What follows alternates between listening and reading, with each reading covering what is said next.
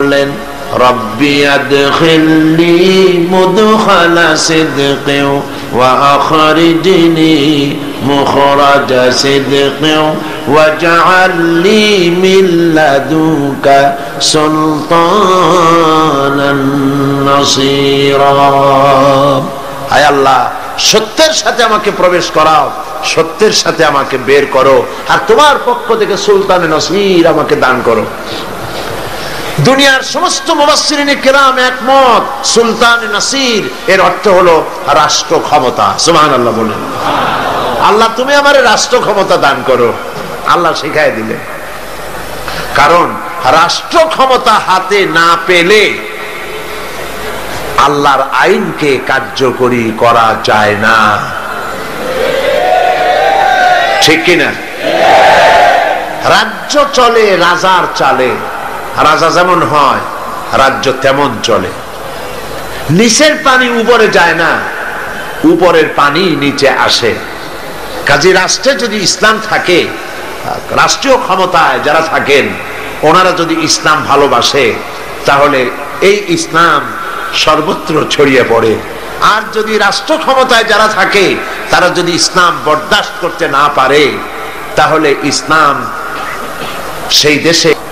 নবী করিম সাল্লাল্লাহু আলাইহি ওয়াসাল্লাম রাষ্ট্রীয় ক্ষমতা হাতে নিলেন,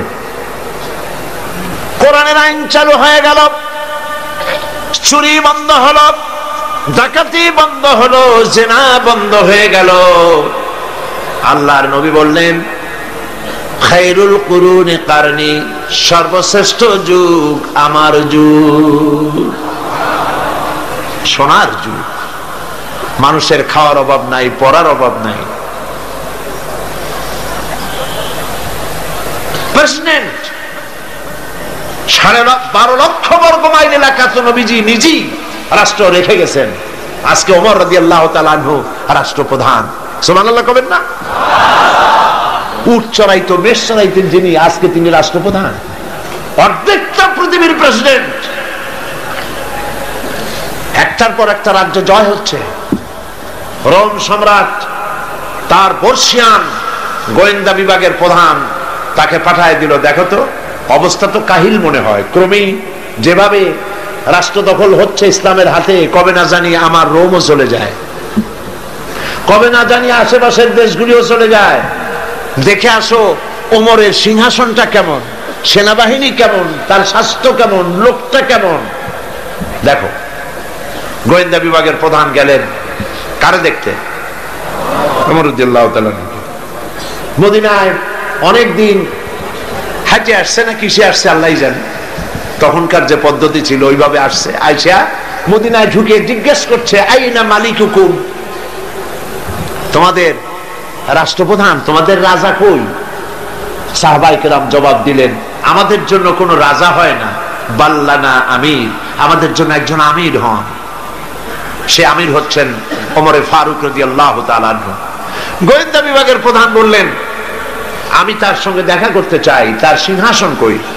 ওনারা বললেন ওনার কোনো সিংহাসন নাই, আমাদের সাথে মসজিদে এক জায়গায় বসে, আলাদা কোনো চেয়ারও নাই, বালিশও নাই, খাতাও নাই, এই এমনি আমাদের মাঝেই বসে। কোথায় তিনি? তারা জবাব দিলেন কোথায় তা ঠিক করে বলতে পারবো না, তবে শুনেছি ওনার উট হারায় গেছে, উট তালাশ করতে গেছে। গোয়েন্দা বিভাগের প্রধান তো আকাশতে পড়ার কায়দা, কয় কি উট হারায় গেছে? তোমাদের তো চাকরি কারো থাকার কথা না, তোমরা কও উট হারায় গেছে আর উট তালাশ করতে গেছে। আমিরুল মুমিনিন, অর্ধেকটা পৃথিবী দখলকারী যিনি প্রেসিডেন্ট, সারা দুনিয়া কাঁপে যার নাম শুনিয়া উট হারায় গেছে, তালাশ করতে গেছে, আশ্চর্য কথা, কয় কি? আচ্ছা কোন দিকে গেছে? বললো যেদিকে। গোয়েন্দা বিভাগের লোকটি হাঁটতে লাগলো, কোথায় দেখা হয় আল্লাহই জানে। কিছু দূর হেঁটে যাওয়ার পর দেখেন একটা গাছের তলায় একটি লম্বা লোক শোয়া, উট একটা বাঁধা, গাছের তলায় শোয়া, চাদর নাই, বালিশ নাই, হাত মাথার তলে দিয়ে শুয়ে আছেন। সূর্য ঢলে যাওয়ার কারণে গাছের ছায়া সরে গিয়েছে, সূর্যের তাপে মাথার ঘাম, শরীরের ঘাম দিয়ে বালু ভিজতেছে। একজন পরিচয় করিয়ে দিলেন ইনি আমিরুল মুমিনিন। গোয়েন্দা বিভাগের প্রধান, তার জবান থেকে বেরিয়ে গেল, ওমর, আমার দেশের প্রেসিডেন্ট দুর্ভেদ্য প্রাচীরের মধ্যে থাকেন, চতুর্দিকে দুর্ধর্ষ সেনাবাহিনী আধুনিক অস্ত্রপাতি নিয়ে চতুর্দিকে দাঁড়িয়ে থাকে, ভেতরে দুগ্ধ ফেনুনি বিছানার উপরে আরাম করে থাকেন, শুয়ে থাকেন রাজাধিরাজ রোমের সম্রাট, চতুর্দিকে পাহারা, অস্ত্রপাতি, এত শান্তির বিছানা, তারপরেও তার ঘুম হয় না। জানলার কোন ফাঁক দিয়া গুলি আসা কলিজাটারে ফুটা বানায় দেয়। তুমি ওমর, অর্ধেকটা পৃথিবী তোমার হাতের মুঠোয়, তোমার একটা বডিগার্ড নাই, তোমার বিছানা নাই, বালিশ নাই, নির্বিঘ্নে নিশ্চিন্তে উট বাজে রেখে তার পাশে শুয়ে আছো, কারণ তুমি জনগণের অধিকার আদায় করেছো, জনগণকে গণতন্ত্র দিয়েছো, জনগণের খাওয়ার পরাগ দিয়েছো, জনগণকে বিশ্বাস করেছো, ভালোবেসেছো, তাই তোমার নিরাপত্তার দায়িত্ব গোটা জাতি গ্রহণ করেছে। এটা হলো ইসলাম, এটা হলো ইসলাম। আর যদি জনগণের উপরে খারাপ ব্যবহার করা হয়, যিনি খারাপ ব্যবহার করেন তিনি বুঝতে পারেন ক্ষমতা যখন থাকবে না তখন আমার আর উপায় নাই, সেজন্য সেনাবাহিনীর নিরাপত্তা ছাড়া চলার পথ নাই, তখন নিরাপত্তার দাবি ওঠে। কিন্তু আল্লাহর পথের পথিক যারা, তাদের এগুলির প্রয়োজন হয় না, সুবহানাল্লাহ বলেন, কারণ তারা জানে হায়াতের মালিক, মওতের মালিক কে? জোরে বলেন কে? আল্লাহ সুবহানাহু ওয়া তাআলা। বন্ধুগণ, কোরআনে কারীমে আল্লাহ পাক বলেন, وعلى الله قصد السبيل ومنها جائر ولو شاء لهداكم أجمعين। সোজা রাস্তা বলে দেওয়ার দায়িত্ব আমি আল্লাহ। আল্লাহ পাক সহজ সরল রাস্তা বলে দেওয়ার জন্য নবীদের পাঠালেন, নবীরা ক্ষমতা এলেন। আল্লাহর নবী ক্ষমতা এসে নিজের ক্ষমতার পরিধি, নিজের বাড়ি ঘরের সৌন্দর্য বাড়ান নাই, নিজের জায়গা জমিন বৃদ্ধি করেন নাই, একটা বিছানা পর্যন্ত ছিল না। হযরত ওমর বলেন, আমি নবীজির সঙ্গে দেখা করতে গেলাম, নবীজি ঘরের ভিতরে আরাম ফরমাচ্ছিলেন, বিছানার উপরে শোয়া নবীজি। আমাকে দেখে তিনি উঠে বসলেন। আমি দেখলাম নবীজি দড়ি দিয়ে বুনানো খাটিয়ার উপরে শোয়া ছিলেন, চাদর নাই, তোশক নাই। নবীজি যখন উঠে বসলেন, আমি তাকিয়ে দেখলাম নবীজির পিঠ মোবারকের উপরে দড়ির দাগগুলি কেটে আছে। আমি বললাম, ইয়া রাসূলুল্লাহ, এই পৃথিবী কাফির বেঈমানেরা কত শান্তি করলো, কত আরাম করলো, আর আপনার একটা বিছানা নাই, তোশক নাই। আপনি আমাকে অনুমতি দেন, একটা বিছানা বানায় দিই, একটা তোশক বানায় দিই। নবীজি বললেন, ওমর শোনো, এই পৃথিবীতে শান্তি করার জন্য আমি আসি নাই। আমি যদি বলি ওহদ পাহাড়টাকে যদি নির্দেশ করি, ওহদ পাহাড় আমার জন্য সোনায় পরিণত হয়ে যাবে। আমি পৃথিবীতে মানবতার মুক্তির জন্য এসেছি। খাবার নাই, খাবার নাই, সকলের ঘরে খাবার পৌঁছেছে, নবীজির ঘরে খাবার নাই।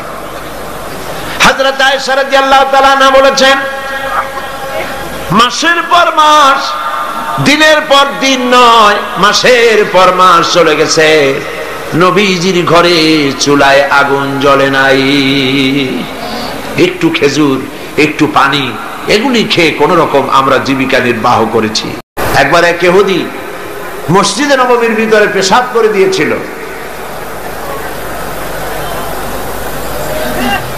সাহাবায়ে কেরাম অসন্তুষ্ট হলেন এবং তাকে শাস্তি দিতে চাইলেন। নবী করিম সাল্লাল্লাহু আলাইহি সাল্লাম সাহাবীদের থামায় দিলেন, বললেন তার সবটা কাজ সারতে দাও। যদি মাঝপথে বাধা দেওয়া হয় তাহলে লোকটা অসুস্থ হয়ে পড়তে পারে।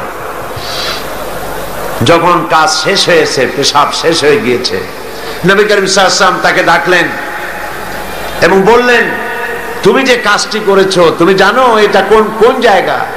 সে বলল, না জানি না। নবী করিম সাল্লাল্লাহু আলাইহি ওয়াসাল্লাম বললেন, জায়গাটি হচ্ছে আমাদের ইবাদতের জায়গা। তোমাদের ইবাদতের জায়গায় যদি কেউ এই কামটা করত তাহলে তোমার কেমন লাগতো?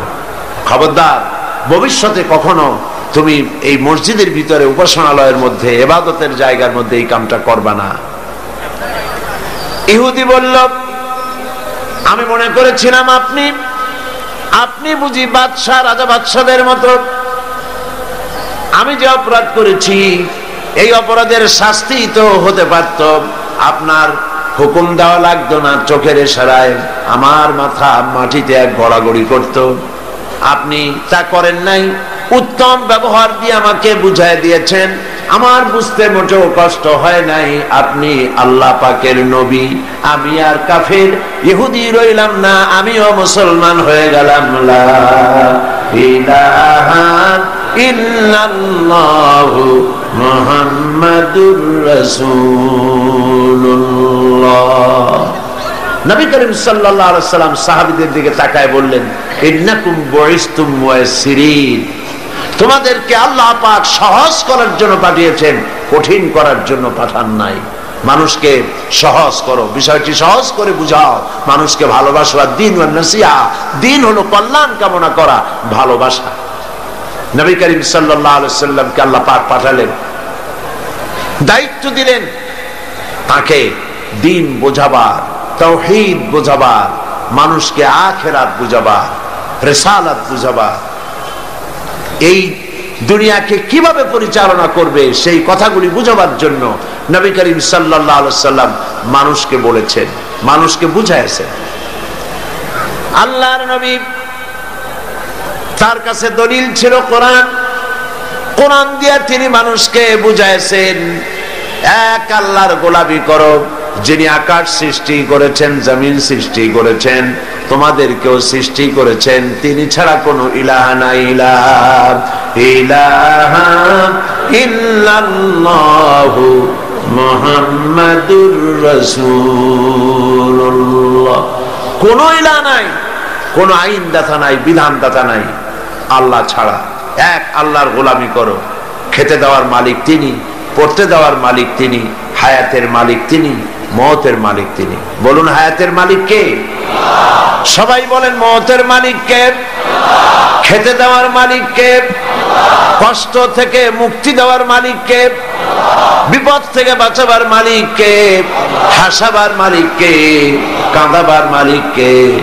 ফাআলুল লিমা ইউরিদ, যা খুশি তাই তিনি করতে পারেন।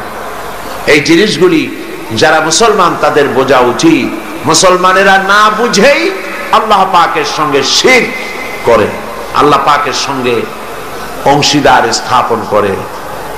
ছেলে নাই, বিয়ে করেছে, 10-12 বছর বয়স হয়েছে, বিয়ে হয়ে গেছে, ছেলে নাই, মেয়ে নাই, খাজা বাবাদের কাছে যায়, মাজারের কাছে যায়, মানত সানত করে, সেখানে নিজের ছেলে কামনা করে, চাকরিতে প্রমোশন কামনা করে, স্বাস্থ্য ভালো হওয়ার জন্য বলে, ক্ষমতায় যাওয়ার জন্য বলে। এই কথাগুলি এইভাবে বলা আল্লাহ ছাড়া অন্যের কাছে, এটাই হচ্ছে শিরক।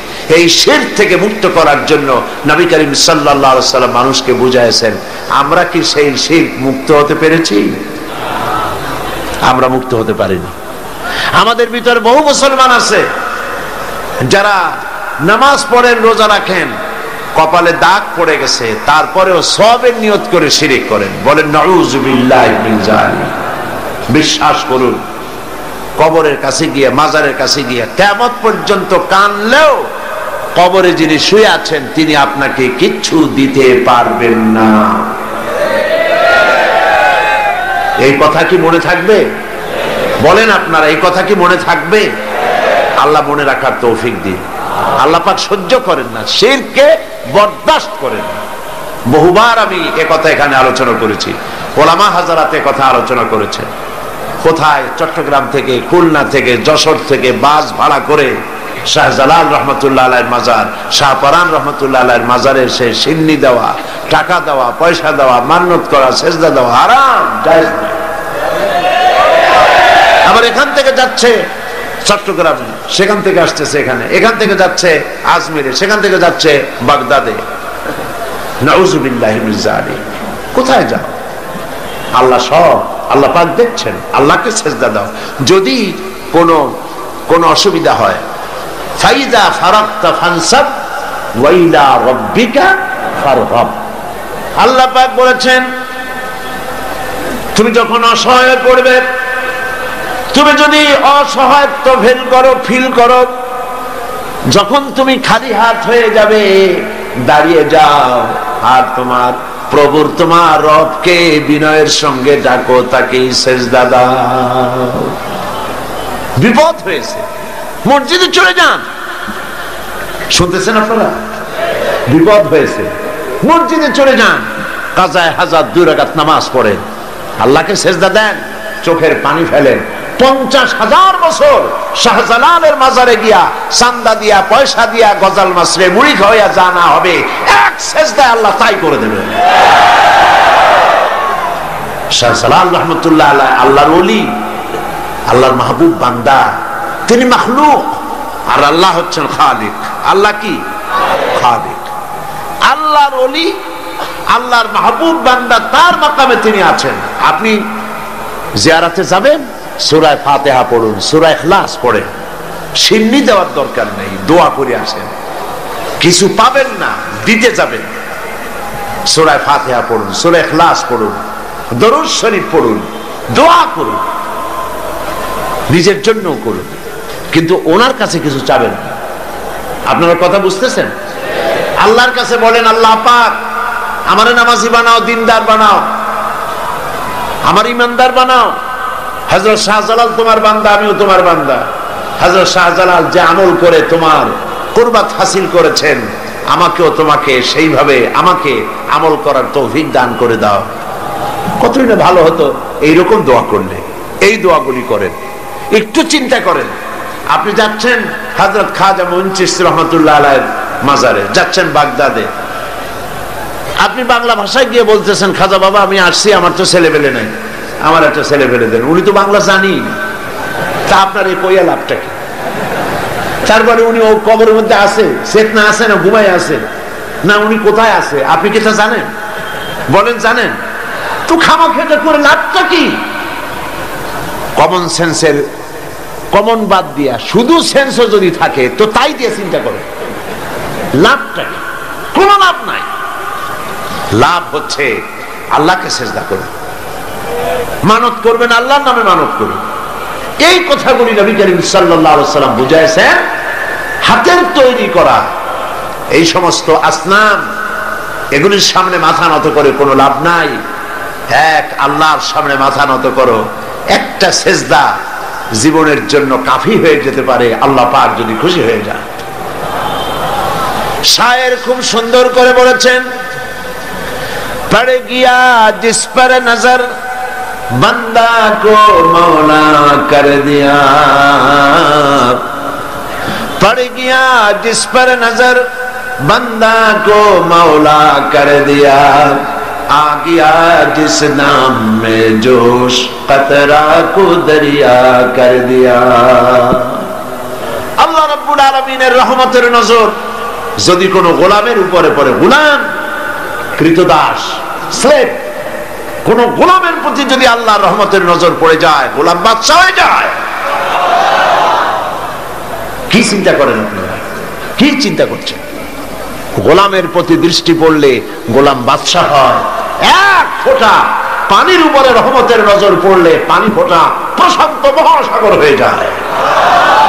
ওয়ারিদওয়ানুম মিনাল্লাহি আকবার, ওয়ারিদওয়ানুন আল্লাহ পাকের সন্তুষ্টি, এ কথা বোঝানো হয়নি।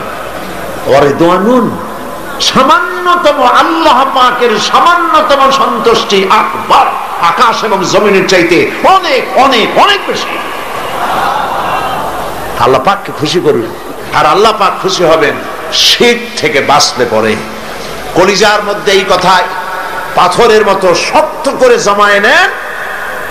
কোন পীর সাহেব জীবিত অথবা মৃত কেউ আমার ভাগ্য পরিবর্তন করতে পারবে না। আমার ভালো আমার মন্দ সবটা করতে পারবেন কে? এক আঙ্গুল আকাশের দিকে উঁচু করে বলেন, কে করতে পারবেন? জোরে বলেন, কে পারবেন? আরো জোরে বলেন, কে করতে পারবেন? আল্লাহ আল্লাহ আল্লাহ।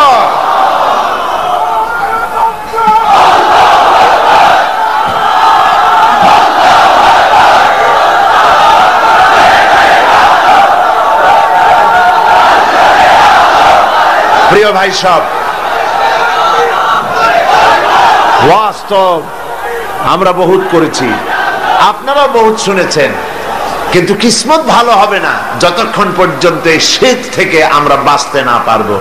নবী, আল্লাহর নবীরা, পেগম্বরেরা, আম্বিয়া আলাইহিমুস সালামের সর্বপ্রথম দাওয়াত এটাই ছিল, আল্লাহর সাথে কাউকে শরীক স্থাপন করা যাবে না। সাফ, সমস্ত ক্ষমতার মালিক আল্লাহ সুবহানাহু ওয়া তাআলা, যা প্রয়োজন আল্লাহকে বলে। আল্লাহর কাছে যেতে চান?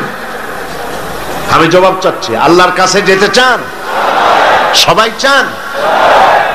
আল্লাহ পাক বলছেন, আমার কাছে যদি আসতে চাও ওয়াসজুদ ওয়াক্তারি, সুবহানাল্লাহ, ওয়াসজুদ ওয়াক্তারি, সিজদা দাও আর আমার কাছে এসে যাও। সুবহানাল্লাহ, সিজদা দিলেই কাছে আসবা, সিজদা ছাড়া কাছে আসা যাবে না। যত সিজদা দিবে ততই কাছে চলে আসবে। এই জন্য নবীজির কাছে প্রশ্ন করা হয়েছে, বান্দা আল্লাহর নিকটবর্তী হয় কখন? নবীজি বলেছেন, বান্দা যখন সিজদা দেয়, বান্দা একদম আল্লাহ রাব্বুল আলামিনের কাছে চলে যায়। সিজদা যখন দিবে, চিন্তা করবেন আল্লাহ পাকের কদম মোবারকের উপরে আমার মাথা রেখে দিলাম। কলিজা ঠান্ডা হয়ে যাবে এরকম একটা সিজদায়, কলিজা ঠান্ডা হয়ে যাবে একটা সিজদায়, মাথা উঠাইতে ইচ্ছা করবে না।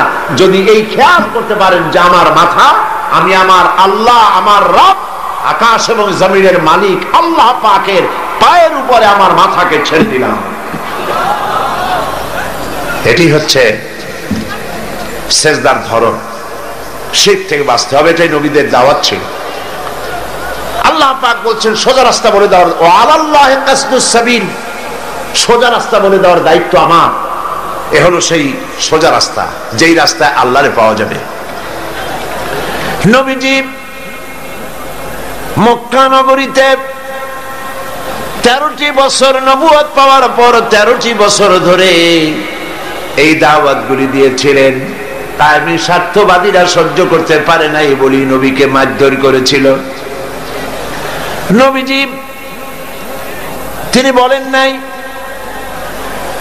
এই মক্কার আমি ক্ষমতাধর হব, আমি মক্কার মালিক হব, সোনা চাই, দানা চাই, টাকা চাই, পয়সা চাই, বলেন নাই। তিনি শুধু এই কথাগুলি বলেছেন, এক আল্লাহর গোলামি করো। এই কথাই তারা বরদাস্ত করতে পারে নাই বলে আবু জাহাল, আবু লাহাব, কাফের বেঈমান গুলি আবু তালিবের কাছে গিয়ে যখন প্রস্তাব করেছিল মুহাম্মদ সাল্লাল্লাহু আলাইহি সাল্লামকে বলেন লা ইলাহা ইল্লাল্লাহ দাওয়াত যেন না দেন, এর বিনিময়ে টাকা পয়সা সোনা দানা যা চাই সব দেব। হুজুরের কাছে প্রস্তাব এলো, নবী করিম সাল্লাল্লাহু আলাইহি সাল্লাম বলেন, চাচাজি ওরা যেটা দিতে পারি সেটা তো স্বাভাবিক, যেটা দিতে পারবে না তাও যদি দিতে পারে, যেমন আকাশের সূর্যটা ধরে এনে ওরা যদি আমার ডান হাতে তুলে দেয়, আকাশের পূর্ণিমার চাঁদ ধরে এনে যদি আমার বাম হাতে তুলে দেয়, এর বিনিময়ে এক মুহূর্তের জন্য তাওহীদের দাওয়াত বন্ধ করে দেব না। আমি আসছি তো এই কাজ করার জন্য, তাওহীদ, তাওহীদ প্রতিষ্ঠার জন্য। মানুষের চিন্তা চেতনা সব ঘুরাইয়া আল্লাহর দিকে। কার দিকে? আগুনের দিকে নয়, মূর্তির দিকে নয়, কোন মানুষ কোন ব্যক্তির দিকে নয়, চেহারা ঘুরাইয়া ডাইরেক্ট আল্লাহর দিকে করার জন্যই আল্লাহ পাক নবীদেরকে প্রেরণ করেছিলেন। এগুলি ছিল নবীদের দাওয়াত। 13 বছর এই কাজ তিনি করলেন। এখন এসেছে আল্লাহ পাকের, গতকাল আমি প্রশ্ন করেছিলাম জমিন কার, মানুষ কার, বাতাস কার, আকাশ কার, কি বলছিলেন? সেই আল্লাহর আইনকে ইমপ্লিমেন্ট করার জন্য একটা রাষ্ট্র শক্তি দরকার। সেই রাষ্ট্র শক্তি, রাষ্ট্রীয় পাওয়ার আনার মতো যোগ্যতা সম্পন্ন, চালাবার মতো যোগ্যতা সম্পন্ন লোক দরকার। আল্লাহ পাক 13 বছর বসে সেই লোক নবী করিম সাল্লাল্লাহু আলাইহি সাল্লামকে দিয়ে তৈরি করালেন। আল্লাহর সিস্টেম ভিন্ন, যে যা পারে না আল্লাহ তারে তা দিয়ে তা করানো না। ইউসুফ আলাইহিস সালামকে ফট করে যদি আল্লাহ মিশরের প্রেসিডেন্ট বানায় দিতেন, তাহলে রাষ্ট্র তিনি চালাইতে পারা তার পক্ষে কষ্টকর হয়ে যেত। এই জন্য দেখেন, আল্লাহর টার্গেট হলো ইউসুফ আলাইহিস সালামকে কি বানাবেন? বুঝেন না কথা? প্রেসিডেন্ট বানাবেন। কোন জায়গায়? মিশরের প্রেসিডেন্ট বানাবেন। এখন রাষ্ট্র চালাবার জন্য যে জ্ঞান দরকার, রাষ্ট্র পরিচালনার জন্য যে অভিজ্ঞতা দরকার, সে অভিজ্ঞতা প্রয়োজন ছিল। 11 ভাই এসে ইউসুফ আলাইহিস সালামকে ফালাই দিল ছোট্টবেলায় কুয়ার মধ্যে। ওরা মনে করেছিল যে কুয়ার মধ্যে ফালাই দিলাম, এর মধ্যে মরে যাবে, ভূত হয়ে মরে শেষ হয়ে যাবে। কিন্তু ওরা ঠিক পায় নাই যে এটা একটি টানেল, এটি একটি সুড়ঙ্গ। সুড়ঙ্গের এক মাথা দিয়ে ইউসুফ আলাইহিস সালামকে ফালাইছে 11 ভাই, আর এক প্রান্ত দিয়ে, আর এক মাথা দিয়ে আল্লাহ তারে উঠাইয়া মিশরের সিংহাসন পর্যন্ত পৌঁছায় দিলেন। এই রাষ্ট্র ক্ষমতায় যাওয়ার আগ পর্যন্ত রাজ পরিবারে তাকে রাখা হয়েছে। রাষ্ট্র পরিচালনা কেমনে করে তা তিনি নিজের চোখে দেখেছেন, আর নিজের চরিত্র বলে সব তিনি দখল করেছেন। সুতরাং রাষ্ট্র পরিচালনার জন্য লোক দরকার। হঠাৎ করে কিছু লোক রাষ্ট্র যদি তাদের হাতে দেওয়া যায়, দেশ চালাইতে জানে না, একটা ইউনিয়ন চালাইতে পারে না, একটা থানা চালাইতে পারে না, অভিজ্ঞতা লাগবে তো। আমার নিয়ে যদি আপনারা বলেন যে এত লম্বা লম্বা বক্তৃতা করেন, কোর্টে একটা আসামি খালাস করার জন্য উকিলের মতো আর্গুমেন্ট করেন, আমার তো কান্দা ছাড়া পথ থাকবে না, কারণ আমি তো এই বিষয়ে জানি না। ঠিক কিনা বলে? একজন ডাক্তারকে, তাকে যদি বলা হয় যে হাফিজি মাদ্রাসায় গিয়া আপনি একটু হাফিজি পড়ান, কোরআন শরীফ পড়ান, উনি হাফেজ যদি না হন, পারবেন? সেটা পারবেন না। এই জন্য রাষ্ট্র পরিচালনা করার জন্য জমিন আল্লাহর, আইন চলবে আল্লাহর। সেই আইনকে কার্যকরী করার জন্য এক শ্রেণীর লোক প্রয়োজন, আল্লাহর আইন বোঝে এবং জীবনের বিনিময় আল্লাহর আইনকে প্রতিষ্ঠিত করার জন্য বদ্ধপরিকর। এমন একটি বাহিনী তৈরি করতে নবী করিম সাল্লাল্লাহু আলাইহি সাল্লামের সময় লাগলো কত বছর? 13 বছর। 13 বছর ধরে এই লোকগুলিকে তৈরি করে তিনি প্রস্তুতি নিয়েছেন। তিনি জানেন না সামনে কি হবে, পরিকল্পনা তো করছেন আরেকজন, পরিকল্পনা হচ্ছে আরেক জায়গায়। কে করতেছেন পরিকল্পনা? আল্লাহ সুবহানাহু ওয়া তাআলা। নবীজি ঘুমিয়ে আছেন, গভীর রাত্রে হযরত জিবরিল আমিন এসে বলছেন, আল্লাহর নবী, আল্লাহ পাক অর্ডার করেছেন আজকের রাতে মদিনায় হিজরত করবেন। আপনার ঘরের চতুর্দিকে কাফির বেঈমানেরা দাঁড়ানো, সকাল হওয়ার সঙ্গে সঙ্গে তারা আপনাকে মেরে ফেলবে। নবীজি ঘুমের থেকে জেগে হযরত আলীকে ডেকে বললেন, আলী, আমার বিছানায় ঘুমায় থাকো, আল্লাহর হুকুম হয়েছে আমি মদিনায় চললাম, আমার কম্বলটা মুড়ে দিয়া তুমি ঘুমায় যাও। হযরত আলী বলেন, ইয়া রাসূলুল্লাহ, আপনার বিছানায় আপনার চাদর মুড়ি দিয়া ঘুমিয়ে থাকবো। সকাল বেলায় কাফির বেঈমানেরা এসে আপনার বিছানার উপরে আপনার চাদর গায়ে দেওয়া অবস্থায় আমাকে মুহাম্মদ সাল্লাল্লাহু আলাইহি ওয়াসাল্লাম মনে করে আমাকে কেটে টুকরা টুকরা করে বিদায় করে দেবে। আমার মনের মধ্যে কোনো দুঃখ হবে না, কষ্ট হবে না, বরং তৃপ্তি এটাই হবে যে আমি আলীর জীবনের বিনিময়ে আল্লাহর নবী বেঁচে আছেন। নবীজি ঘরের থেকে বেরোলেন, চতুর্দিকে কাফের দাঁড়ানো, হাতে এক মুষ্টি বালু নিলেন, বালুগুলি নিক্ষেপ করলেন। কাফের দাঁড়ানো চতুর্দিকে, বালু চলে গেল চতুর্দিকে, এদের চোখের মধ্যে গিয়ে ঢুকলো। কাফেররা চোখ জ্বলতে লাগলো। এই ফাঁকে আল্লাহর নবী বেরিয়ে গেলেন, কাফেররা দেখলোই না কে কখন বেরিয়ে কোথায় গেল। মহান আল্লাহ রাব্বুল আলামিন পরবর্তী সময় নবীজিকে এই কথা স্মরণ করিয়ে দিয়ে বলেছেন, ওয়া মা রামাইতা ইয রামাইতা ওয়ালাকিন্নাল্লাহা রামা।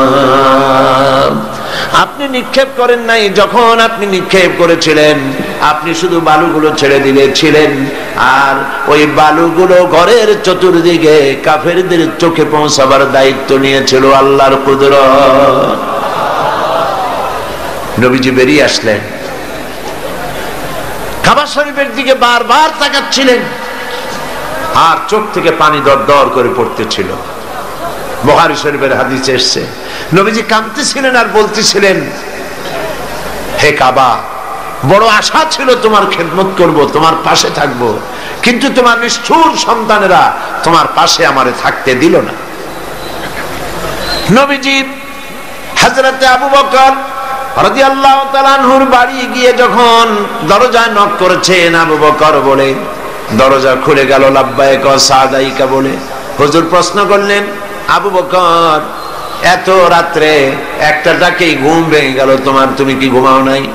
হযরত আবু বকর বলেন, ইয়া রাসূলুল্লাহ, আপনি আমাকে যখন বলেছিলেন রাতের বেলায় হিজরতের সময় আমাকে সাথে নিয়ে হিজরত করবেন, আমি মনে মনে ভেবেছি কত রাত্রে কখন নবীজি আসবেন, দরজার সামনে দাঁড়ায়া আমারে যদি ডাকাডাকি করেন আর আমি যদি ঘুমায় থাকি নবীর সঙ্গে বেয়াদবি হয়ে যাবে।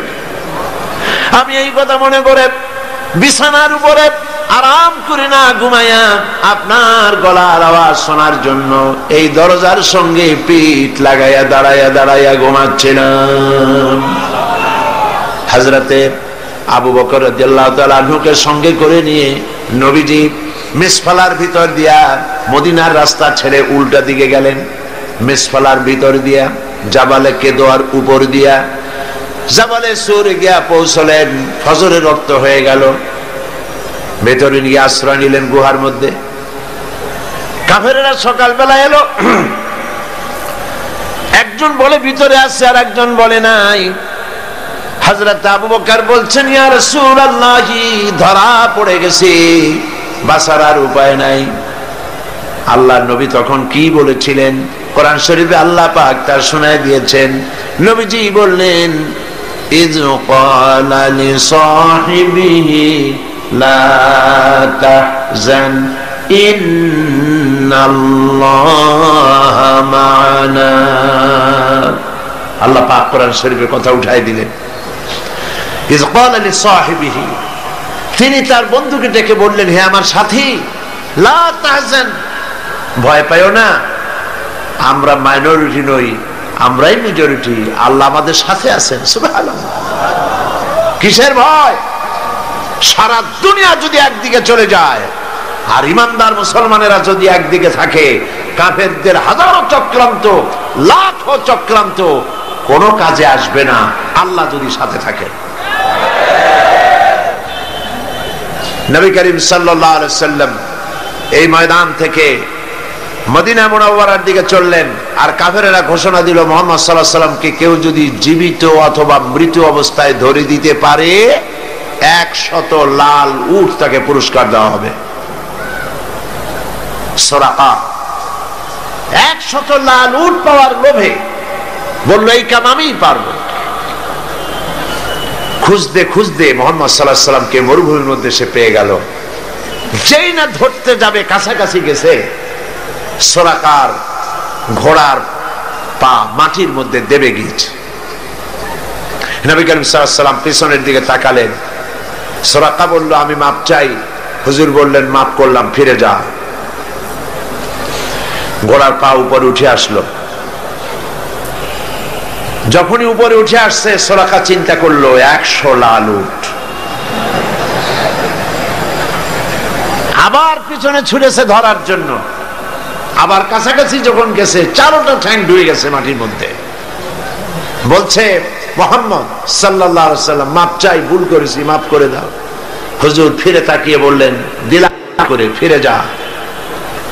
আবার ঘোড়া উপরে উঠে আসলো, ফিরবে ফিরবে, আবার চিন্তা করলো 100 লাল উট। কি খারাপ মানুষ, চিন্তা করে আবার পিছনে পেছনে গেছে। এইবার কাছাকাছি গিয়ে ধরবো ধরবো অবস্থা যখন হয়েছে, ঘোড়ার 4টা ঠ্যাং, ওর নিজের পা, ঘোড়ার পেট আস্তে আস্তে মাটির মধ্যে গাড়া শুরু হয়ে গেছে।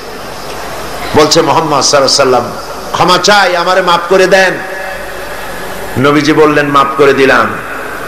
উপরে যখন উঠে আসছে, ঘোড়ার পা শুদ্ধ, হুজুর তাকিয়ে বললেন, সুরাকা, এখনো কি তোর বিশ্বাস হয় না যে আমি আল্লাহর নবী?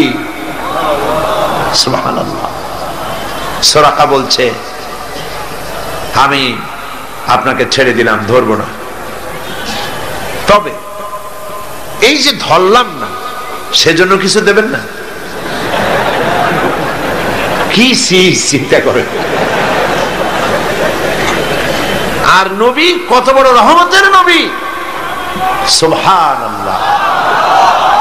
নবীজি রাগ করলেন না। এই রকমের ক্ষমতা যদি আমাদের থাকতো হাতে, আমরা কইতাম তোর 14 গোষ্ঠী মাটির নিচে যাক। রহমতের নবী রাগ করলেন না। সে কয় যে কিছু দেবেন না, ধরলাম না যে সেজন্য কিছু দেবেন না। হুজুর সাল্লাল্লাহু আলাইহি ওয়াসাল্লাম রাগ করলেন না, বললেন হ্যাঁ দেব। কি দেবে? তিনি বললেন, পারস্য সম্রাটের মুকুট দেব। সুরাকা মনে মনে খুব অসন্তুষ্ট হলো, মুখ দিয়ে কিছু কইল না, মনে মনে অসন্তুষ্ট হইল। রাতের বেলায় লোক নাই, জন নাই, একজন মানুষ নিয়ে আপনি আত্মগোপন করে মদিনায় যাচ্ছেন, পারস্য সম্রাটের মাথার মুকুট আমারে দেবেন, কিছু দেবেন না তাই কর। এটা কি স্বাভাবিক কথা? তখনকার যুগের সুপার পাওয়ার। এখন যদি এই মঞ্চে দাঁড়ায় কেউ বলে যে আপনি আমার এই কথা যদি শোনেন, তাহলে হোয়াইট হাউসের চাবি আপনারে আমি দিয়ে দেবো, ওইখানে আপনি ঘুমাবেন কি? তাহলে ওই লোকটার মস্তিষ্ক সম্পর্কে আপনারা সকলে চিন্তা করবেন, বেচারাকে তাড়াতাড়ি হেমায়েতপুর পাবনায় পাঠায় দেওয়া দরকার, ঠিক কিনা? কেউ চিন্তা করেছে যেটা কেমন কথা? পারস্য সম্রাটের মাথার মুকুট আমার দেবে, একটা কথা হইল। তিনি চলে গেলেন, মুখ মলিন করে চলে গেলেন। নবী করিম সাল্লাল্লাহু আলাইহি সাল্লাম মদিনা এলেন, ইসলামের রাষ্ট্র প্রতিষ্ঠা করলেন, ইন্তেকাল করলেন। আবু বকর রাদিয়াল্লাহু তাআলা ক্ষমতা এলেন, ইন্তেকাল করলেন। সুরাকা বুড়া হয়ে গেছে, চুল দাড়ি পাকিয়া সব সাদা হয়ে গেছে। এবার ক্ষমতায় হযরতে আমিরুল মুমিনিন খলিফাতুল মুসলিমিন ওমর ইবনুল খাত্তাব রাদিয়াল্লাহু তাআলা আনহু। পারস্যের সঙ্গে যুদ্ধ হলো। এই যুদ্ধে পারস্য মুসলমানদের হাতে দখল হয়ে গেল। গনিমতের মাল এলো, সোনা দানা, হীরা জহরাত, অস্ত্রপাতি, সব গনিমতের মাল এসে খলিফার সামনে হাজির। খলিফা বসে তাকিয়ে দেখছেন, সম্পদের ভিতরে যত গনিমতের মাল এসেছে তার মধ্যে হীরা মণিমুক্তা খচিত পারস্য সম্রাটের মাথার মুকুট ওমরের পায়ের কাছে এসে হাজির। হযরত ওমর রাদিয়াল্লাহু তাআলা আনহু বললেন, কে আছো? চলে যাও, সুরাকাকে ডেকে নিয়ে এসো। সুরাকাকে ডাকা হলো। হযরত আমিরুল মুমিনিন ওমর রাদিয়াল্লাহু তাআলা আনহু সুরাকাকে ডাকতেই বললেন, সুরাকা বুড়া মানুষ, কোমর সোজা করে হাঁটতে পারে না, চুল পেকেছে, দাড়ি পেকেছে। বুড়া সুরাকা হযরত ওমরের সামনে যখন দাঁড়ায় গেছেন, ওমর রাদিয়াল্লাহু তাআলা আনহু পারস্য সম্রাটের মাথার মুকুটটা নিয়ে সুরাকার মাথার উপরে পরায় দিয়া বললেন, সুরাকা, আল্লাহর নবীর ওয়াদা কোনোদিন মিথ্যা হয় না।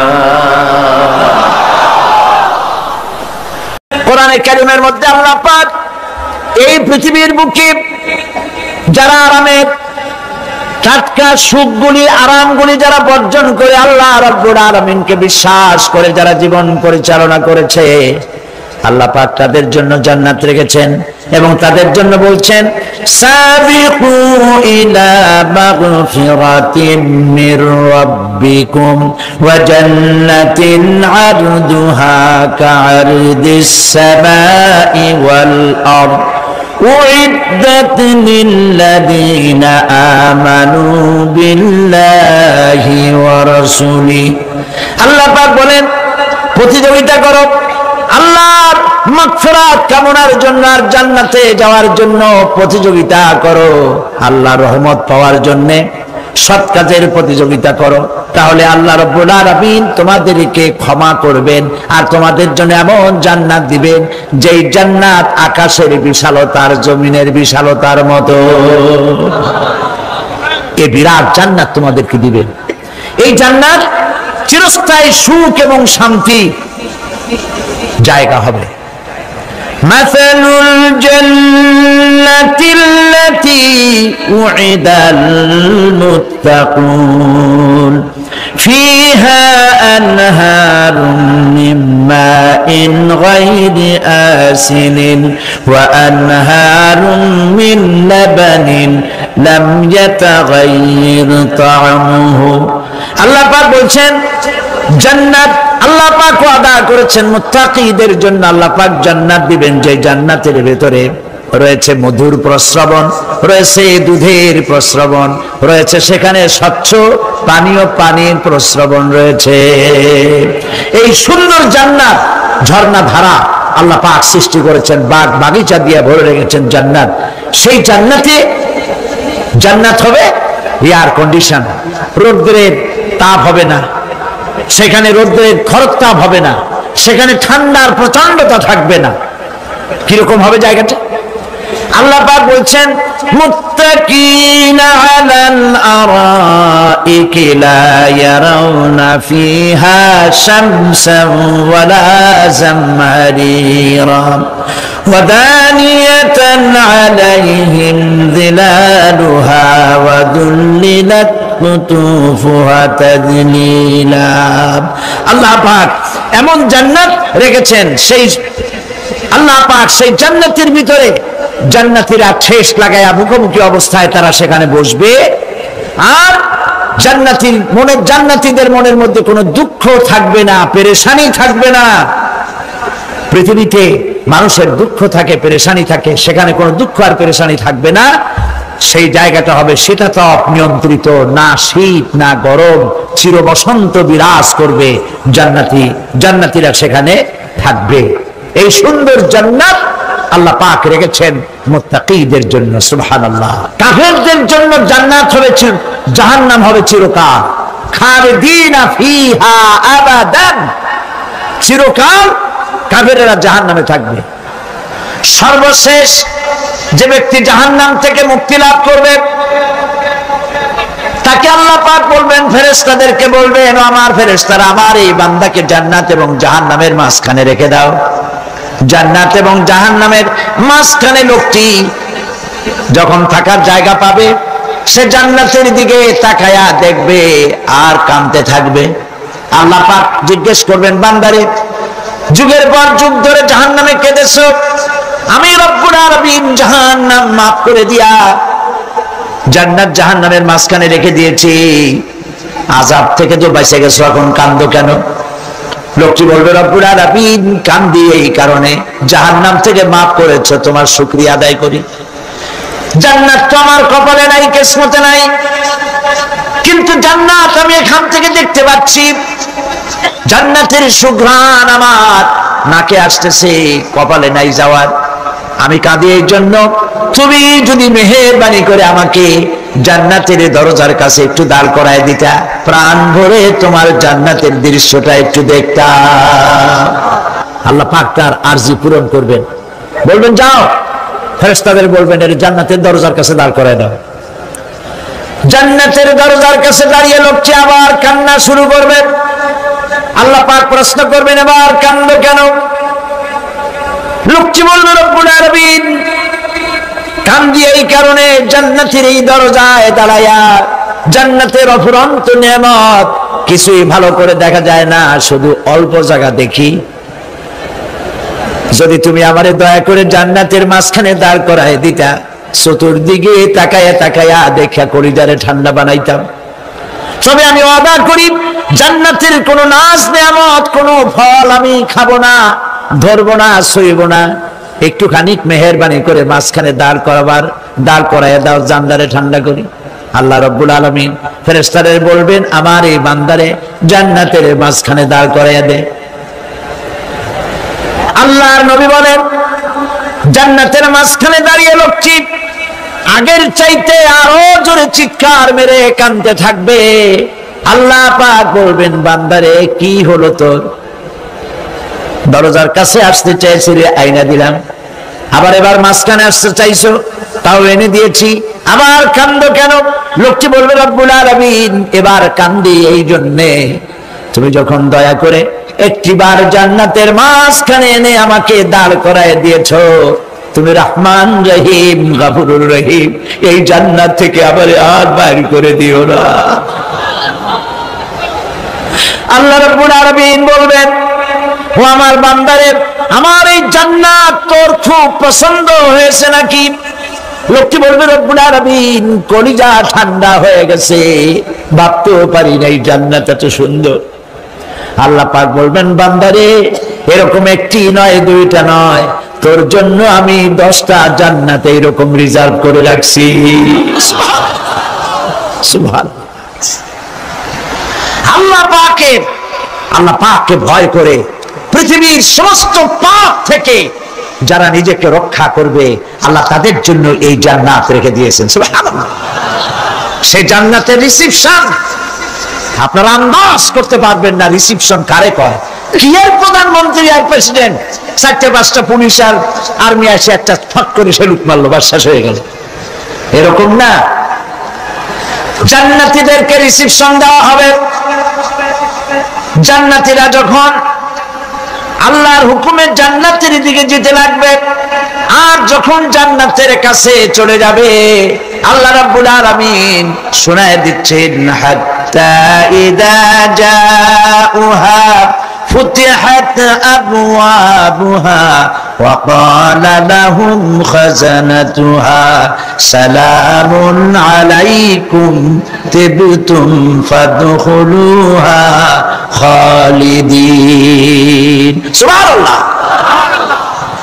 জান্নাতীরা যখন জান্নাতে প্রবেশ করার দরজার মুখোমুখি হবে, দ্বার রক্ষীগণ তখন বলবে, সালামুন আলাইকুম, আল্লাহর শান্তি তোমাদের উপরে বর্ষিত হোক। সুবহানাল্লাহ। দুনিয়ার টাটকা সুখগুলি 2 পা দিয়ে ঠেলে দিয়েছো, টাটকা সুখগুলি গ্রহণ করো নাই, হারাম খাও নাই, আল্লাহর দ্বীন কায়েমের জন্য রক্ত দিয়েছো, জীবন দিয়েছো, কষ্ট করেছো, আল্লাহকে ভয় করেছো। আমাদের সালাম গ্রহণ করো, জান্নাতের মধ্যে ঢুকে যাও চিরকালের জন্য। সুবহানাল্লাহ। আর বাইরে হওয়া লাগবে না, চিরকাল এই জান্নাতের মধ্যে তোমরা বসবাস করতে পারবে, আল্লাহ রাব্বুল আলামিনের ফেরেশতারা বলে দিবেন। জান্নাতের মধ্যে আল্লাহ পাক হুরদের সঙ্গে জান্নাতীদের বিয়ের ব্যবস্থা করে দিবেন। কোরআনে কারীমে আল্লাহ পাক বলেন, মুত্তাকিইনা আলা সুরুরিন মাসফুফাতিন ওয়া যাওয়াজনাহুম বিহুরিন ঈন। সামনাসামনি ভাবে সাজানো সারি সারি আসন সমূহের উপর তারা ঠেস লাগায় বসে থাকবে, আর আল্লাহ রাব্বুল আলামিন হুরদের সাথে জান্নাতীদের বিয়ের ব্যবস্থা করে দিবেন। যেসব হুরের সঙ্গে বিয়ে হবে তাদের আল্লাহ পাক বিবরণ দিচ্ছেন কি রকম হবে তারা। লাম ইয়াতমিসহুন্না ইনসুন ওয়ালা জান, এর পূর্বে জিন এবং ইনসান এদেরকে কেউ স্পর্শ করে নাই।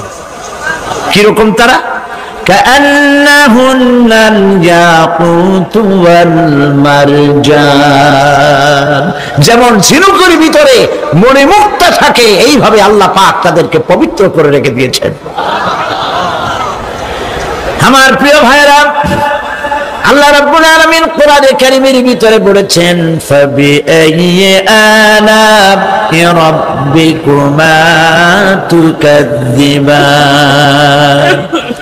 জান্নাত দান করে আল্লাহ পাক এবার জান্নাতীদেরকে সম্বোধন করে বলবেন, ইয়া ইবাদি লা খাউফুন আলাইকুমুল ইয়াওমা ওয়ালা আনতুম তাহজানুন। হে আমার বান্দারা, লা খাউফুন আলাইকুমুল ইয়াওম, আজ আর কোনো ভয় নাই। সুবহানাল্লাহ, সুবহানাল্লাহ। আজ আর কোনো ভয় নাই, কোনো চিন্তাও নাই, আরামে এই জান্নাতের মধ্যে বসবাস করো। এরপরে আল্লাহ পাক জিজ্ঞেস করবেন, ও আমার জান্নাতীরা, আমি যেসব ওয়াদা করছিলাম আমার ওয়াদা মোতাবেক সমস্ত নিয়ামত পেয়েছো? তারা বলবে, হ্যাঁ পেয়েছি, সব নিয়ামত আপনার ওয়াদা মোতাবেক সব পেয়েছি। আল্লাহ রাব্বুল আলামিন বলবেন, সব পাও নাই, ওয়ালাদাইনা মাজিদ। আমার কাছে আরো বেশি আছে, সুবহানাল্লাহ, আমার কাছে আরো বেশি আছে। জান্নাতীরা বুঝবে না সে আরো বেশিটা কি, এর থেকে আর বেশি কি। প্রিয় ভাই সব, নবী করিম সাল্লাল্লাহু আলাইহি সাল্লাম বলেছেন, জান্নাতের সুখ আর শান্তি কোন চোখ নাই যা দেখেছে, যা কোন অন্তঃকরণ নাই যা কল্পনা করতে পেরেছে। এই জান্নাত মুত্তাকিদের জন্য আল্লাহ রাখছেন, সুবহানাল্লাহ। জান্নাতীরা ভাবতেও পারবে না সেই নিয়ামতগুলি কি। প্রিয় ভাই সব, সেই মুহূর্তে আল্লাহর নবী মুহাম্মদুর রাসূলুল্লাহ সাল্লাল্লাহু আলাইহি ওয়াসাল্লাম বলবেন, রব্বুল আলামিন, আমার উম্মতেরা জান্নাতীরা বুঝতে পারে নাই আপনার কাছে কি নিয়ামত আরো বেশি আছে। আমার এই উম্মতেরা জান্নাতীরা আপনার ওয়াদা মোতাবেক সব পেয়েছে, কিন্তু একটি জিনিস এখনো তাদের কিসমতে হয় নাই। সেই জিনিসটা হলো, যারা তার রবকে না দেখে শুধু কোরআন আর হাদিসের কথা শুনে আরবের ঘুম হারাম করে তাহাজ্জুদের নামাজ আদায় করেছিল, চোখের পানি ফেলেছিল, যারা জান্নাত দেখে নাই, জাহান্নাম দেখে নাই, আপনাকে ভয় করে যারা জীবন পরিচালনা করেছিল, যারা আপনাকে দেখে নাই, না দেখে শুধু কোরআন হাদিস বিশ্বাস করে যারা অকাতরে নিজেদের জীবন বিলায় দিয়েছিল, এই জান্নাতীরা এখন পর্যন্ত তার রবকে দেখতে পারে নাই। আল্লাহ রাব্বুল আলামিন তার সামনে থেকে ৭০,০০০ পর্দা সরে যাবে। আল্লাহ পাক বান্দাদের আরজি পুরা করার জন্য জান্নাতীদের সামনে তিনি জালোয়া ফরজ হবে। কোরআন শরীফের ভিতর আল্লাহ পাক বলেন, জান্নাতীরা তারা আল্লাহর দিকে, জান্নাতীরা তার রবের দিকে তাকিয়ে থাকবে, আর রব তার বান্দাদের দিকে তাকায়া থাকবে। প্রাণ ভরে জান্নাতীরা রবকে দেখবে, সুবহানাল্লাহ, আল্লাহ পাককে দেখবে। প্রাণ খুলে আজ দোয়া করি, রব্বুল আলামিন, জান্নাতের যেই পরিবেশে, যেই জায়গায় তুমি দয়া করে তোমার গোলামদেরকে তুমি নিজেই দর্শন দিবে, দেখা দিবে। মনিব গো, ও আমাদের রব, আজ এই বিশাল জনসমুদ্র নিয়ে তোমার দরবারে আবেগ ভরা কণ্ঠে বলি, যে অনুষ্ঠানটি তুমি এমন মুবারক অনুষ্ঠান করবে যেখানে তুমি জান্নাতীদেরকে দেখা দিবে, ওই জান্নাতের কোন একটি, ওই অনুষ্ঠানের কোন একটি কোনায় কানায় আমাদেরকেও দাঁড় করাইয়া দেখান তুমি।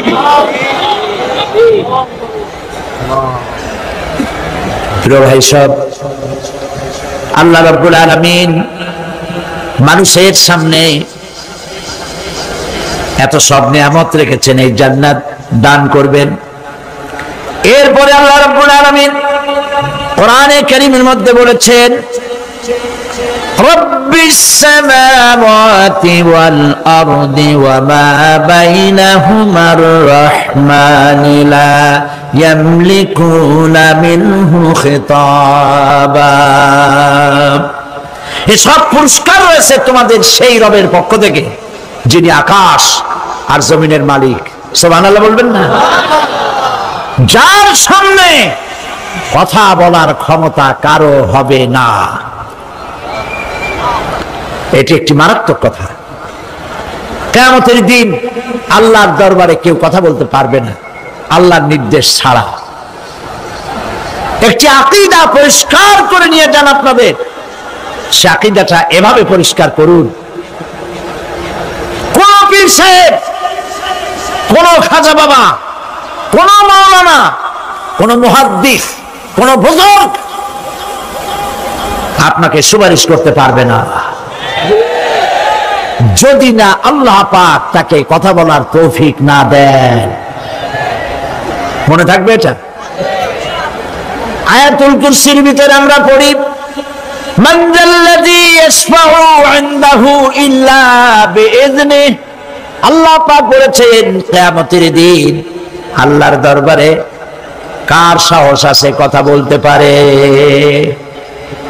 মান যাল্লাযী ইয়াশফাউ ইনদাহু ইল্লা বিইযনিহি। আল্লাহর ওয়াদাও ছাড়া, হুকুম ছাড়া আল্লাহর সামনে কথা বলার সেদিন কেউ থাকবে না। সুবহানাল্লাহ। কেউ কথা বলতে পারবে না। সুপারিশ করতে হবে, আল্লাহ যারে বলেন তুমি করো, অমুকের জন্য করো, সেই ব্যক্তি শুধু তার জন্যই করতে পারবে, আর কেউ কথা বলতে পারবে না। সেই কঠিন হাসরের ময়দান, যেদিন শুধুমাত্র আল্লাহ পাক কথা বলবেন, আর যারে বলতে বলবেন সেই কেবলমাত্র বলতে পারবে। সুপারিশ এটি আল্লাহ পাক কিয়ামতে পারমিশন দিলে বলা যাবে। হযরত ইব্রাহিম আলাইহিস সালাম কিয়ামতের দিন তার নিজের পিতা সম্পর্কে সুপারিশ করবেন। রব্বুল আলামিন, আমার আব্বার জন্য সুপারিশ করতেছি, মেহেরবানি করে জাহান্নাম থেকে তারে আপনি রক্ষা করুন। আল্লাহ রব্বুল আলামিন বলবেন, ইব্রাহিম তোমার সুপারিশ মঞ্জুর হবে না। প্রিয় ভাই সব, একটু মাথা খাটান, চিন্তা করেন।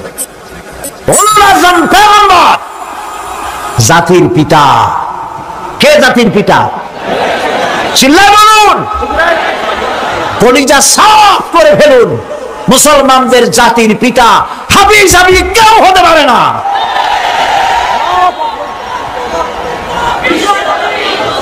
মিল্লাতা আবিকুম ইব্রাহিম, ইব্রাহিম আলাইহিস সালাম এই মিল্লাতের পিতা। সুবহানাল্লাহ। হযরত ইব্রাহিম আলাইহিস সালাম কিয়ামতের দিন বলবেন, আল্লাহ আমার আব্বার জন্য সুপারিশ করছি। আল্লাহ পাক বলবেন মঞ্জুর হবে না। আসর তোমার পিতা হতে পারে, কিন্তু আমার খলিলকে আগুনে ফেলার জন্য নমরুদকে সে সহযোগিতা করেছে, আমি তোমার পিতাকে ক্ষমা করব না। নবী করিম সাল্লাল্লাহু আলাইহি সাল্লামকে সাহাবায়ে কেরাম জিজ্ঞেস করেছেন, হে রাসূল, আপনার আব্বা এবং আম্মার অবস্থা কি হবে? নবী করিম সাল্লাল্লাহু আলাইহি সাল্লাম কেঁদে ফেলেছেন, সাফ করেছেন, আমি তাদের কোনো উপকারে আসব না। আল্লাহু আকবার। আপনি মনে করছেন নাকি যে ইয়া নবী সালাম আলাইকা বলি অমনি নবী সুপারিশ পাবেন? এত সহজ। কতগুলো রসগোল্লা খাইলেন আর বড় একটা মিছিল করলেন আর অমনি চলে যাবেন? পৃথিবীর সব মানুষ, সাহাবায়ে কেরাম বাদ দেন, পৃথিবীর সমস্ত মানুষ একত্রিত হয়ে আবু তালেব রাসূলুল্লাহকে যে ভালোবেসেছেন, ওর 1000 ভাগের 1 ভাগও সারা দুনিয়ার মানুষ রাসূলুল্লাহকে ভালোবাসতে পারবে? পারবে? নিজের ছেলে আলীকে, আলী রাদিয়াল্লাহু তাআলা আনহুকে আলাদা বিছানায় শোয়াইয়া, ছোট্ট মানুষ হযরত আলী আলাদা জায়গায় রাখিয়া মুহাম্মদুর রাসূলুল্লাহ সাল্লাল্লাহু আলাইহি ওয়াসাল্লাম এতিম মানুষ তারে কলিজার সাথে বুকের মধ্যে আশ্রয় দিয়ে আগলে রেখেছেন বুক পরে। সেই আবু তালেব মৃত্যুর সময় নবী করিম সাল্লাল্লাহু আলাইহি ওয়াসাল্লাম বলেছিলেন, চাচা একটি বার আমার কানে তাওহীদের কালেমা শোনায় দেন। আবু তালেব তার কিসমতে ছিল না কালেমা। মরে যাওয়ার পর একজন সাহাবী বলেছিলেন, ইয়া রাসূলুল্লাহ, মৃত্যুর সময় আবু তালেবের মুখ আমি নড়তে দেখেছি, তিনি কালেমা পড়েছেন সম্ভবত। রাসূলুল্লাহ সাফ বলেছেন, আমি শুনি নাই। এত ভালোবাসার পরেও হাদিস শরীফে এসেছে আবু তালেব জাহান্নামে যাবে। কোথায় যাবে? জাহান্নামে। সবচাইতে কম আযাব হবে কার? আবু তালেবের। কম আযাবটা কি?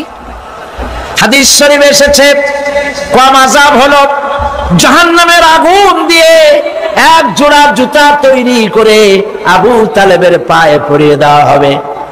সেই জাহান্নামের আগুনের তৈরি করা জুতার তাপে আবু তালেবের মাথার ঘিলুগুলো টকবক করে বউ পড়তে লাগবে।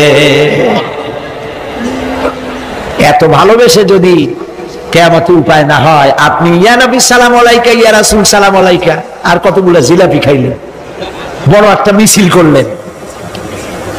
প্রিয় ভাই সব, এইসব বেদাত ছাড়ুন, এগুলি সুস্পষ্ট বিদআত। রাসূলুল্লাহকে ভালোবাসবেন, সাহাবীরা যেভাবে ভালোবেসেছেন ওইভাবে ভালোবাসবেন। আল্লাহ রাব্বুল আলামিন বলেন, যালিকাল ইয়াউমুল হক ফামান শাআ আত্তাখাযা ইলা রাব্বিহি মাআবা। এই দিনটি অবশ্যই আসবে, সেদিনটি নিশ্চিতভাবে আসবে। আর এখন যার ইচ্ছা সে তার রবের দিকে অগ্রসর হোক। ইন্না আনজারনাকুম আযাবান করিবান ইয়াওমা ইয়ানজুরুল মার'উ মা কদ্দামাত ইয়াদাহু ওয়া ইয়াকুলুল কাফিরু ইয়া লাইতানি কুনতু তুরাবা। ইন্না আনজারনাকুম আযাবান করিবা, খুব নিকটবর্তী একটি আযাব সম্পর্কে আমি তোমাদেরকে সতর্ক করে দিলাম। কে বলতেছেন? আল্লাহ পাক। লক্ষ্য করুন আল্লাহ কি বলছেন, খুব নিকটবর্তী একটি কঠিন শাস্তি, আযাব অর্থাৎ কিয়ামত, এ সম্পর্কে আমি তোমাদেরকে সতর্ক করে দিলাম। ইয়াউমা ইয়ানজুরুল মার'উ মা কদ্দামাত ইয়াদা, সেদিন প্রত্যেকটি লোক যা সে পাঠিয়ে দিয়েছিল এখানে, অর্থাৎ যা করেছিল সেগুলি সে দেখতে পাবে।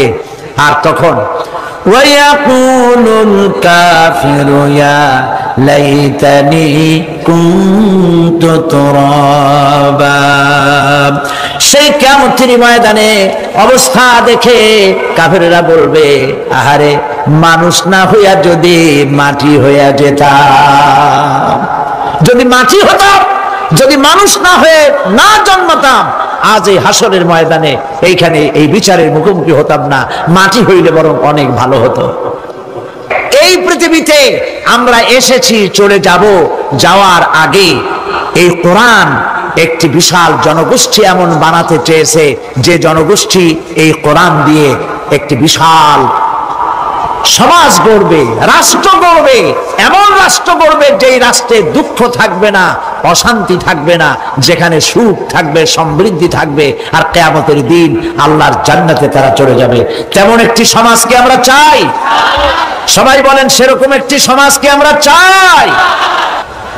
প্রিয় ভাই সব, কিয়ামতের দিন আমরা যেতে চাই জান্নাতে। কোথায় যেতে চাই বলেন? জোরে বলেন।